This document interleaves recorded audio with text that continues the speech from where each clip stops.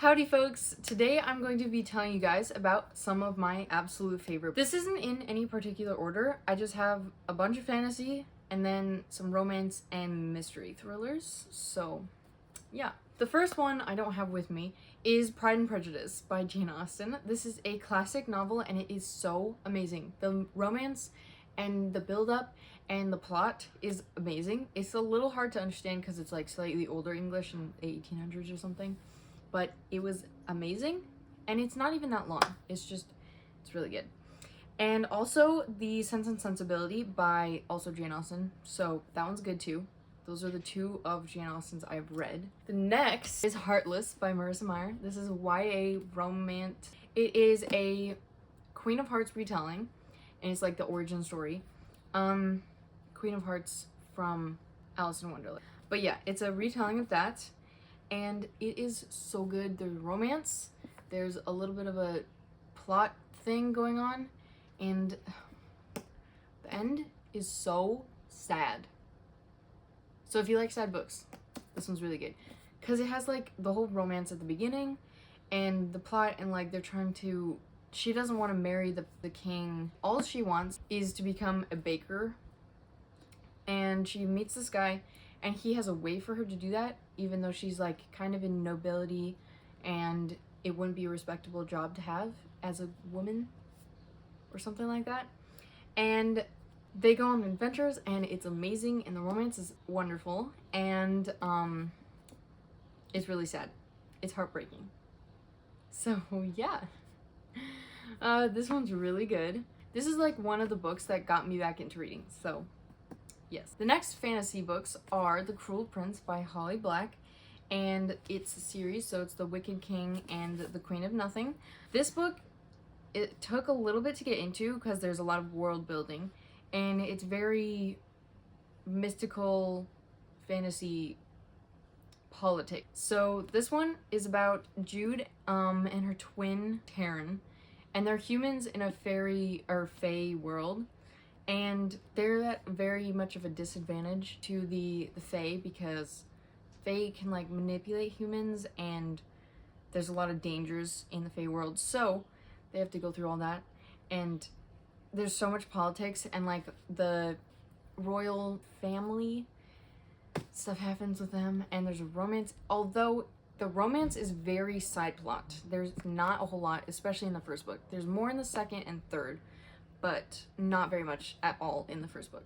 But it's very good. I can't explain it very well, but the back says, Jude was 7 when her parents were murdered, and she and her 2 sisters were stolen away to live in the treacherous High Court of Fairy. 10 years later, Jude wants nothing more than to belong there, but many of the Fae despise humans, especially Prince Cardan, the youngest and wickedest son of the High King. To win a place at the court, Jude must defy him and face the consequences. Very good. My favorite of the series, though, is The Wicked King. By far, this is literally what started me reading again. I said that about the other book, The Heartless, but I read that a year ago, and this one I read 6 months ago. And after this book, I immediately read this book and then started reading a lot more. And yes, it is very good. The titles of these start to really make sense once you actually read them. But I love this. This world is amazing, and the characters, wonderful. The romance, when you get it, is amazing. And I just love the politics of this world. It's so good and well thought out. And these are also YA, they're fantasy, obviously.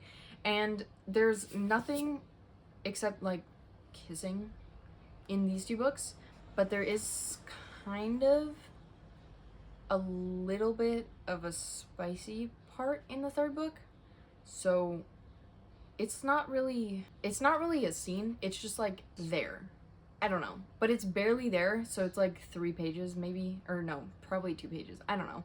But these 2 have nothing, they're just kissing and romance, but this one has a little bit, so just be wary if you don't like that sort of thing, which I personally hate that sort of thing. But I didn't hate it enough that I didn't like this book, because this is my ranking. The Wicked King was the best, then The Queen of Nothing, and then The Cruel Prince. So yeah, but The Wicked King was amazing. I loved it. So that is the second. I'm technically counting that as one. So the second book. And then the next one is Legendary, which I don't have the first book, but this is a trilogy. Caraval's first, then Legendary, then Finale. This one is personally my absolute favorite. This one was just so good. So the first book is Caraval. It's about a magical game where Scarlet and Donatella have to, or play. Donatella is actually kidnapped, and Scarlet has to play the game to win her sister back. And if she wins, like, the whole game, then she gets her sister back. But she's, like, fighting against all these other people. Is that a spider? It's crawling towards me on the ceiling. It's fine, right? Whatever. So Legend is magical, and he has created this whole magical game, and you don't know what's real or fake, and you just have to, like, figure things out, and it's like a game of Clue, but, like, magic, and nobody died, so it's a little different. But you have to go around and ask people things and figure things out. And the second book is also part of the games, and there's a bit more of a romance, and we just find out a lot of stuff, and it's just so good. And we're in Donatella's perspective instead of Scarlet's. In the first book we're in Scarlet's perspective, in the second book we're in Donatella's, and I think we get some of Scarlet again, and then in the third book we get both of them back and forth. This one was my absolute favorite. I love this world, it's so amazing, and Jax comes into this book, and he's awesome. He's the Prince of Hearts, I think. Yeah, the Prince of Hearts? Probably. And he's supposed to be, like, evil, but, like, you like him. That's all I'm gonna say. But, he is supposed to have a curse where if he falls in love or kisses any girl, then they'll die if they kiss him, unless it's his true love, which will make his heart start beating again, and she won't die. Something like that. But his true love will make his heart start beating again. So that's a hint. That series is amazing. I'm currently halfway through the third book, and I'm loving it. But it's not as good as the second one. The second one's the best. And the next series I'm talking about is in the same universe. It's the Once Upon a Broken Heart series trilogy. And this one, I think, is my favorite trilogy. My goodness, that spider keeps walking closer. This one is about Jax, who I just mentioned in that book. So you can read both of these series separately, like this one and not that one. But if you want to read both, you want to read Legendary or Caraval first, because this series, if you read this one first, you'll get spoilers for Caraval, so you'd want to read that one first. This one is about Evangeline Fox and Jax, and Evangeline is, like, she doesn't know it yet, but she fits a lot of the things for a prophecy. So Jax finds her, and they go on missions, and he kind of tricks her. Okay, first, actually, Evangeline falls in love with this guy, and then her sister falls in love with this guy, and she gets really mad. So she asks Jax, the Prince of Hearts, she, like, prays to him or something, and asks if he could stop the wedding from happening, because they already are getting married somehow.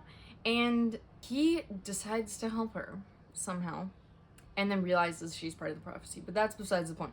He helps her, but he turns the entire wedding party to stone, and that's not really what she wanted. So she drinks the potion to make them free, and she turns stone herself, and then Jax helps. So that's how they meet, and then the whole story unfolds, and it's really good. I love it. And then she falls in love with another guy, but, you know, I don't actually know if that's in this book, but that's a whole different story. This was very good. I absolutely love this world, and it's the same as as Caraval, but there isn't the games, because I think it's a little later, and it's just so amazing. Jax and Evangeline. This one technically isn't really a romance, but there's little tiny hints, just teeny ones. And then also the second and third book. This one actually is my absolute favorite. This is The Ballad of Never After. It's the second book in the series. This one has a lot more romance, and it's got more to the plot, I feel like, and it's amazing. I love this world because, oh my goodness, so much happens. And she gets hurt, and he helps her. And, and then they go to this place, and there's a little baby dragon outside. Just walking around. It's so cute. I love it. This is so amazing. I absolutely love this book. And it's not too terribly long, and the words are kind of big. So, it went by pretty quickly. And I'm pretty sure in both of the first two books, we only get Evangeline's POV. But in the third one, we get a couple other characters. I can't say which because it might spoil things. But this one, I was a little disappointed by. It still gave as much as it needed to. Actually, no. That's a lie. It didn't give as much as it needed to. But it was fulfilling. There's something that happens at the end of this that was cray-cray, and I hated it, and it was horrible. And I hated it. So if you want to read the series, you have to buy this one as you're reading this one, so that you can go right into it without hating everything. So, this book. Also, can we talk about the hardcover for this special edition? Beautiful? Absolutely gorgeous? Okay, this book I annotated because I had to, and I tabbed it, if you can tell. This book was great, but also we got too much of a POV of somebody we kind of hate. So, reliving all the memories of reading these two books. Painful. If you know, you know. I can't spoil. But this trilogy is my absolute favorite fantasy series, like, of all time, besides The Cruel Prince. These are both, like, 6-star series for me, just so you know. The next book I'm going to be talking about is Divine Rivals by Rebecca Ross. This is also YA. Also, if I didn't say, like, all of these are YA, and these have no spice or anything at all, so very good. This book is amazing. I absolutely love this, and yes, I'm going to say that about pretty much every book here. This is fantasy, and it's not too heavy on the fantasy, so there's not, like, in that, like, baby dragons. No, there isn't, sadly. But it's, like, mythology, so there's, like, gods, and they have powers, and, like, they're two main gods that are in war right now, and they're recruiting humans to fight their war for them, which is kind of stupid, but, like, you do. No, I'm kidding. But this is a romance as well, fantasy romance. This is about Iris and Roman, and they are rivals at a newspaper place, and they are fighting for, like, a higher position or promotion, and they find that their typewriters at home are magic. They're magic typewriters, and they can send messages to each other. So Roman knows that Iris is sending him messages, but Iris doesn't know who's sending or who's reading them. Like, she doesn't know who's sending back. So Roman knows Iris is doing it. Iris does not know Roman's doing it. But that is amazing. I love their letters. They're so cute and amazing. And then Iris, things happen. It's so good. The romance is muy bien. Very good. And I absolutely love this. The romance was perfect. There's no spice. This was just amazing. The end was a little heartbreaking in a way, but I don't know. If it just, like, ended a scene before the end, I would have been so happy about this book. But, like, it's still amazing even though it didn't end there. If you know, you know. This book, perfect. It's a little bit, like, a little longer even though it seems short. The words are really small. But it didn't seem that long to read. It was just really good. I loved it. Sorry I'm a little bit bad at explaining things. The last fantasy book I'm going to be talking about is Harry Potter. The entire Harry Potter series, pretend it's here, but I didn't feel like bringing it up the stairs, so it's, like, here. The Harry Potter series. Amazing. Absolutely amazing books by J.K. Rowling, if you didn't know.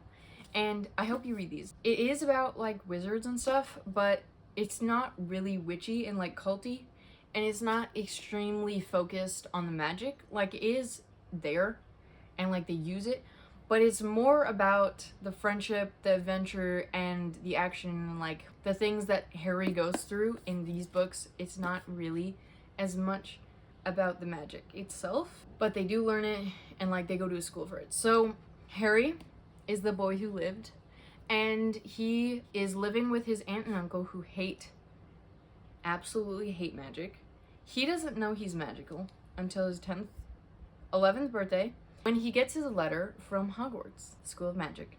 And he eventually goes and he meets a couple people who become his best friends, and I absolutely adore these books. These are like the first books I ever actually liked, and I think I started this book when I was 9.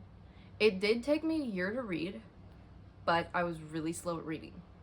So don't base that off of anything. Because I think I read half of this, like I reread this a couple months ago, and I read half of it in one day. So I was really slow at reading when I was younger.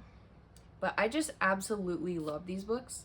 This is my childhood, and I wish I could just, like, there was more that were being written, but unfortunately the series ends at 7. These are so good. I absolutely love them. So, ending the fantasy on a good note. And now we get into, well, actually this one's kind of fantasy. So the next book is Scythe by Neil Shusterman. This is more dystopian, but it's kind of like fantasy-ish, because dystopian and sci-fi are basically fantasy. They're just in a different realm, basically. So I don't know if this is sci-fi or dystopian, but it's like one of them.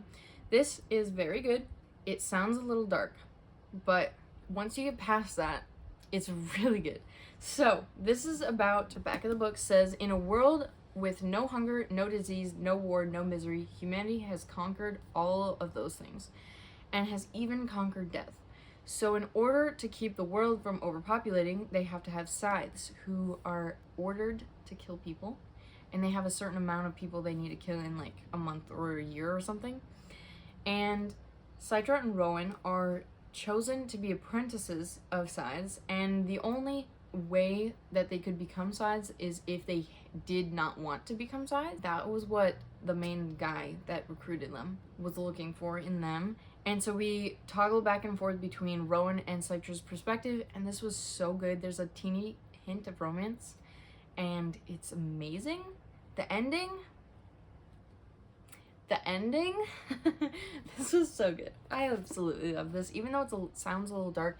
It is kind of dark in some of them, like some parts, but it's not really, like, the book isn't about them killing people, it's about other things. But yes, this amazing as well. And lastly, which is also kind of fantasy, is Percy Jackson. Percy Jackson is amazing. This is by Rick Riordan.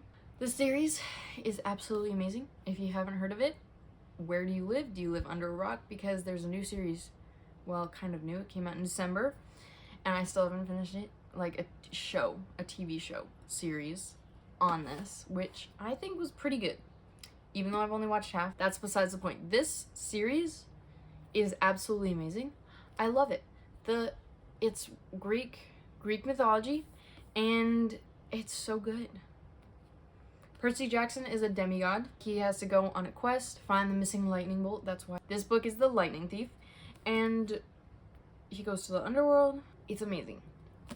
There's a whole bunch of setups and betrayals and romance. It's romance. Amazing. Also, both of these are YA as well. I think literally everything I have is YA, so if you were wondering, it's YA.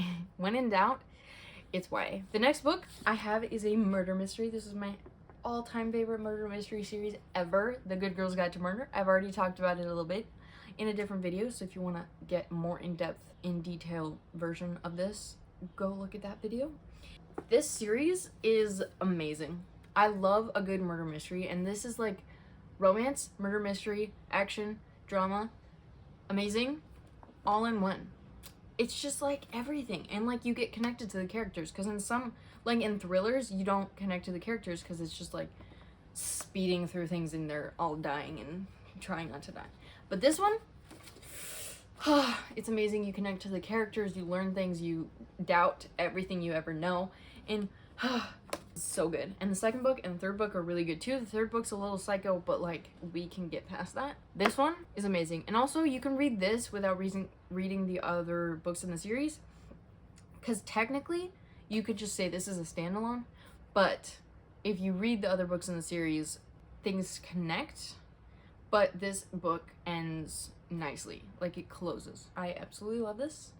I've listened to it 3 times, like the entire series, and I've read it once, so that should tell you how much I love it. This book is about Pippa Fitz and Moby, and she's writing a capstone project about a murder that happened 5 years prior to the present time.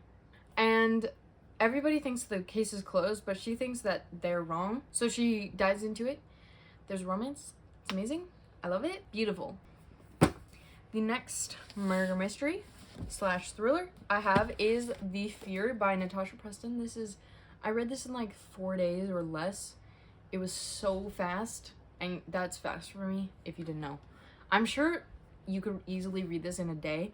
It's so quick and fast-paced and amazing, and it switches between 2 perspectives. So this is about a meme that goes around and gets popular in this school about people posting what the worst way to die would be, and then people start dying by those ways, and then things go down and it's crazy, and she almost dies, and it's amazing, and there's a little bit of romance. There's like a love triangle. Actually, it's more like a love square, if I'm being completely honest, and it was really good and fast-paced, and the ending was like cray-cray. I did not expect it, and it was really good. The next book is That's Not My Name by Megan Lally, probably. This was also extremely fast-paced. These ones I got at the same time, and they were both a hit. They were both really good and really fast-paced. And so this one is about a girl who wakes up in a strange place with no memories, and this guy, police officer, brings her in, and they fix her up because she's got like a broken nose and stuff and bruises all over her face. So then the next day, I think, maybe the next day, not actually sure, this guy comes in saying that he's her dad, and he has like a birth certificate and a bunch of other proof that says that he's her dad. So she goes off with him, and you get the perspective of the girl and these friends who have their best friend went missing. So there's a correlation there, and it's a really good mystery. Kept me on my toes, kept me guessing. It was really good. The next book is a romance and also a mystery, but not like a murder mystery. So, yeah. It's The Inheritance Games by Jennifer Lynn Barnes. I love Jennifer Lynn Barnes' writing. So this is a trilogy, and the first book is probably my favorite, but I'm not actually sure because they kind of all melded together at this point. This is a mystery, and like a romance. There's like a love triangle as well. This one was amazing. I love this, and I need to reread it because it was so good. So this is about a 16 or 18-year-old. I think she's 16 because I'm pretty sure she's a minor. 16-year-old girl who, out of the blue, gets a inheritance. The entire inheritance of this random old billionaire, and his whole entire family pretty much gets disinherited. So she gets all the inheritance from this old guy that she doesn't know, or she doesn't think she knows, but that's kind of the whole mystery. And there's these 4 Hawthorne brothers. The oldest is Nash, then Grayson, named Jameson, and Xander. Xander is like a mechanic, basically. He's really handy. Jameson is witty and funny, and I don't really know what Grayson is. And Nash is basically a cowboy. That's all I know about him. But they're like all extremely smart in their own areas. And Jameson and Grayson both help Avery, which is the main girl, go throughout the house of the Hawthorne Manor probably, and they find a bunch of hidden pathways and like secrets around the house to figure out what the will might have been hinting at, because there was something off about it that they had to figure out. So this one and the other 2 books in the series are absolutely amazing. I love them. The romance is wonderful. There's no spice, and it's really good. The next book I have is The Wishing Game by Meg Schaefer. This is absolutely amazing. This one is slightly less young adult. It's probably, I mean, it's still young adult, but I'd say like 16 and up should read this, because there's slightly heavier topics. And it's about Lucy Hart, who is a teacher's aide, and she absolutely loves this one boy who she really wants to adopt.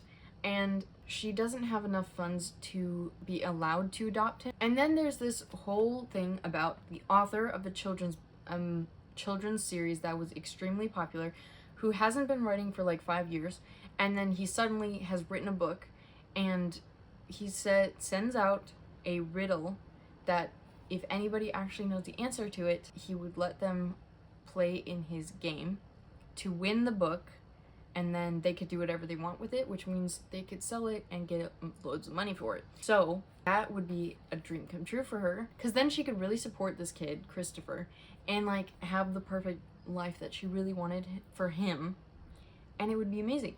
And this book was absolutely amazing. There's a teeny hint of romance, no spice, and it's so good. There's slightly heavier topics at points, but it's amazing. I gave this a 5-star. The last 2 books I have are by Lynn Painter. They are her YA romances.